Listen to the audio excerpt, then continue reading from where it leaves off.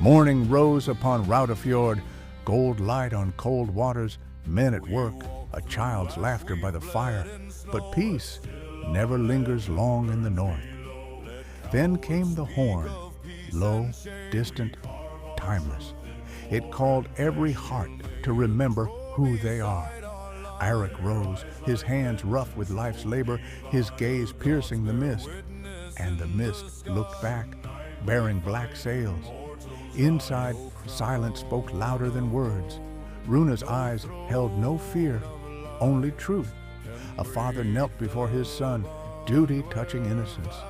The ring tightened, the oath returned, and with it, the storm.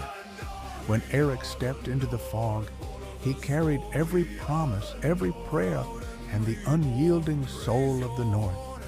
The horn cried once more, and destiny answered.